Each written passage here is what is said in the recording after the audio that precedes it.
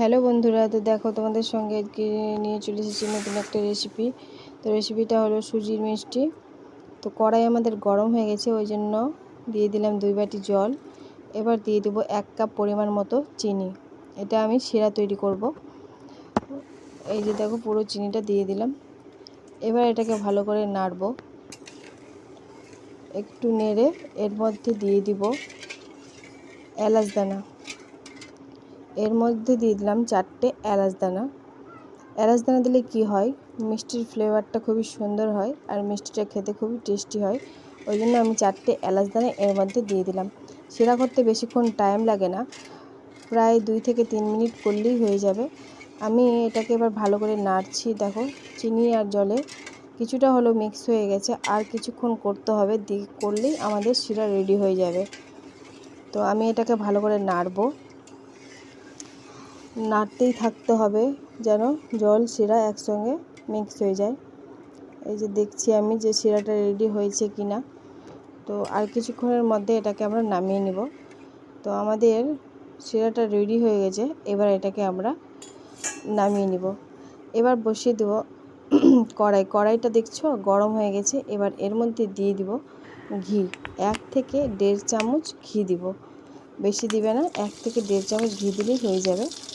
1 থেকে 1.5 চামচ ঘি দিলাম।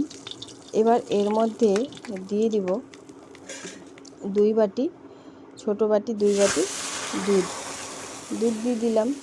এবার এটা ভালো করে ফুটতে দেব, কিছুক্ষণ ফুটবে এটা। দুধটাকে ভালো করে গরম করে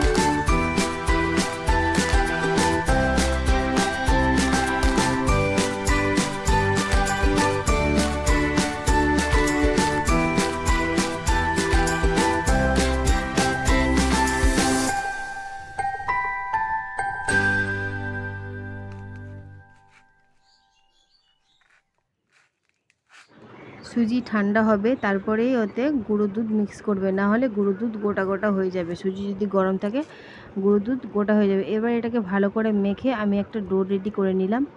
এবার মিষ্টির লুচি আকারে আমি একটা ছোট ছোট গোল করে মিষ্টি তৈরি করে নিলাম। এই যে দেখো, তো আমার মিষ্টি একটা তৈরি হলো। এই যে দেখো আমি 2 রকমের মিষ্টি তৈরি করেছি, একটা গোল একটা লম্বা। এবার কড়াইয়ের মধ্যে দিয়ে দিলাম তেল গরম করতে। তেল আমাদের পুরো গরম হয়ে গেছে। এবার এর মধ্যে কি করব, একটা করে মিষ্টি দিয়ে দিব।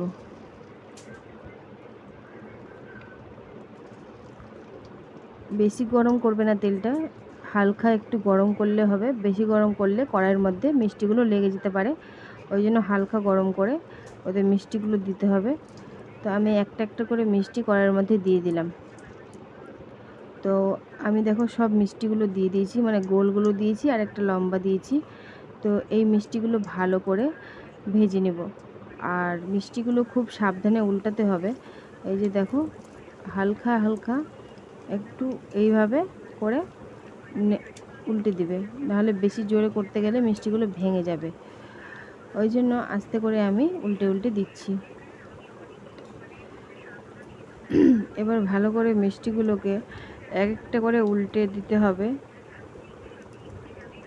তারপরে দেখো মিষ্টিগুলো আস্তে আস্তে কালার হচ্ছে, মানে সাদা ছিল আস্তে আস্তে করে লাল হচ্ছে। আর কিছুক্ষণের মধ্যে আরও কালার চেঞ্জ হবে। এই যে দেখো এখন আরেকটু লাল হয়ে গেছে। মিষ্টিগুলো আর একটু ভাজবো,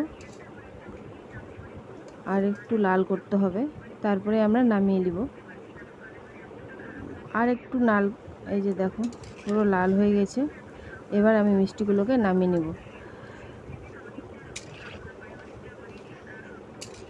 তোমাদেরকে দেখাচ্ছি, দেখো পুরো লাল হয়ে গেছে। এবার মিষ্টিগুলোকে নামিয়ে নেব।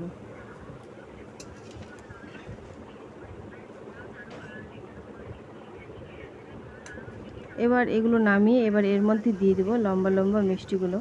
এগুলো ভালো করে আস্তে করে নেড়ে নেড়ে উল্টে দিলে, এবার এটিকেও লাল হয়ে গেছে। এবার এটি মিষ্টিও নামিয়ে নেব। এবার মিষ্টি দুটোই মিষ্টি আমার ভাজা হয়ে গেছে প্রায়। তো এবার সব মিষ্টিগুলো নামিয়ে, এই যে আর একটু লাল হবে, আর একটু লাল হয়ে গেলে নামিয়ে নেব। এই যে দেখো লাল হয়ে গেছে, আর ভাজবো না, বেশি ভাজলে পুড়ে যাবে। ওই জন্য আমি নামিয়ে নেব, একটা একটা করে নামিয়ে নিচ্ছি। এই যে দেখো নামিয়ে একদম শিরায় ডুবিয়ে দেব। আগের মিষ্টিগুলো আমি শিরায় ডুবিয়ে দিয়েছি।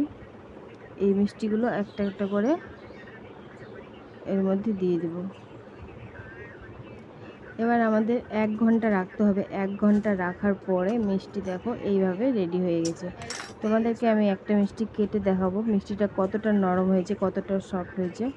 তোমরা না কাটলে বুঝতে পারবে না। তো আমি একটা মিষ্টি এখান থেকে উঠাচ্ছি, উঠে এই যে দেখো এবার তোমাদেরকে কেটে দেখাচ্ছি মিষ্টিটা কতটা নরম হয়েছে। তোমরা ভাববে মিষ্টিটা বেকার হয়েছে বুঝি, দেখো কতটা ভালো হয়েছে মিষ্টিটা। দেখো খেতে এতটা টেস্টি হয়েছিল, এতটা টেস্টি যে তোমাদেরকে বলে বোঝাতে পারবো না। প্লিজ তোমরা বাড়িতে ট্রাই করো আর আমার চ্যানেলটাকে সাবস্ক্রাইব করো। Thank you.